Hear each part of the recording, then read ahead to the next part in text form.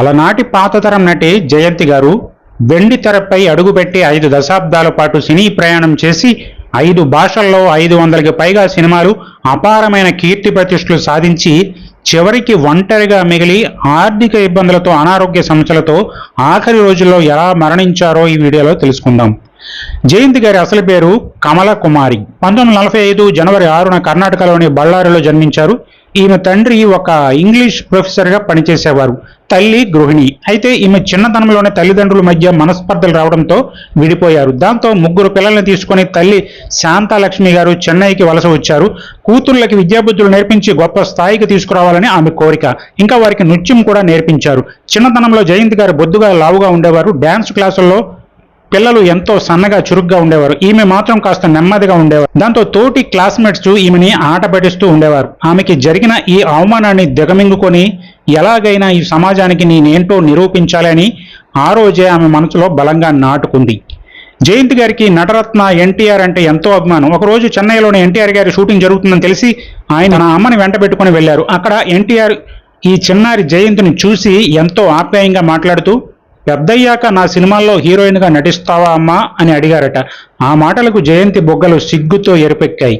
మరి ఈ మాటలకి తదాస్తు దేవతలు తదాస్తు అన్నారేమో. మరి ఆ తర్వాత రోజుల్లో కొన్నాళ్లకే ఆయన అడిగినట్లుగానే జగదేక వీరుని కథ, కుల గౌరవం, కొండవీడి సింహం, జస్టిస్ చౌదరి వంటి సూపర్ హిట్ సినిమాల్లో నటించి మెప్పించారు. 1965లో వచ్చిన మిస్ లీలావతి సినిమా జయంతి గారి కెరియర్ని పూర్తిగా మలుపు తిప్పింది. 1960 కాలంలో వెండి తెరపై మోడ్రన్ దుస్తులు ధరించి బోల్డ్గా స్విమ్ సూట్ నటించిన మొట్టమొదటి నటి జయంతి గారు. ఇలా తెలుగు, తమిళం, కన్నడం, మలయాళం భాషల్లో టాప్ హీరోయిన్గా ఒక వెలుగు వెలిగారు. తెలుగులో ఎన్టీఆర్, ఏఎన్ఆర్, కృష్ణ, సోమబాబు వంటి అగ్ర హీరోలతో నటిస్తూనే మరోవైపు క్యారెక్టర్ ఆర్టిస్టుగా నటించి మంచి గుర్తింపు తెచ్చుకున్నారు జయంతి. పెద్దరాయుడు సినిమాలో ఒక పెద్దరికం ఉన్న పాత్రలో కుటుంబ బంధాలను వెలువచ్చే సాంప్రదాయమైన ఇల్లాలుగా జయంతి గారి కనిపించిన తీరు ఆ పాత్రకు ఎంతో హుందాతనాన్ని తెచ్చిపెడుతుంది.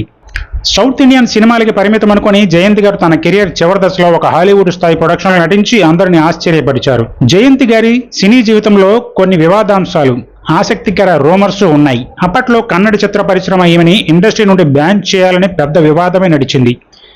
ఆమె ఇతర భాషా సినిమాలకి డేట్స్ ఇస్తూ కన్నడ ఇండస్ట్రీని పక్కన పెట్టిందంటూ కొందరు కన్నడ నిర్మాతలు ఆమెపై నిషేధం విధించాలని చూశారు. కానీ కన్నడ ప్రేక్షకులు, సూపర్ స్టార్ రాజ్ కుమార్ ఈమెకు మద్దతుగా నిలవడంతో ఆ వివాదం అక్కడితో సద్దుమణిగింది. జయంతి గారి గురించి మరో ఆసక్తికర విషయం ఏంటంటే ఆమెకు కార్లు నడపడం అంటే ఎంతో ఇష్టం. మద్రాసు రోడ్లపై ఆ రోజుల్లో స్పోర్ట్స్ కారు డ్రైవ్ చేస్తూ అందరినీ ఆశ్చర్యపరిచేవారు. సినిమాల్లో మంచి పేరు, డబ్బు సంపాదిస్తున్న సమయంలోనే ఆమె వ్యక్తిగత జీవితంలో ఒక వినాశకరమైన తుఫాను ముంచెత్తింది. సినీ పరిశ్రమలోనే నటుడిగా, దర్శకునిగా మంచి గుర్తింపు పేకేటి శివరావు గారితో జయంతి గారికి పరిచయం ఏర్పడింది. ఆ పరిచయం ప్రేమగా మారి పెళ్లి వరకు దారితీసింది.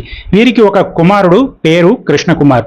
అయితే పెళ్లైన కొన్నాళ్ళకే జయంతి గారికి ఒక ఘోరమైన నిజం తెలిసింది. పేకేటి శివరావు గారికి అంతకుముందే పెళ్ళయి భార్యా పిల్లలు ఉన్నారనే చేదు నిజం ఆమెను నిలువున ముంచివేసింది. దాంతో ఇద్దరి మధ్య తీవ్రమైన మనస్పర్ధలు వచ్చాయి. ఇంకా రోజు గొడవలు తలెత్తడంతో ఈ నరకంలో ఉండలేక శివరావు గారి నుండి విడిపోయి విడాకులు తీసేసుకున్నారు. తన కొడుకు కృష్ణకుమార్ని ఒంటరి తల్లిగా ఎన్నో కష్టాలు పడి పెంచి పెద్ద చేశారు.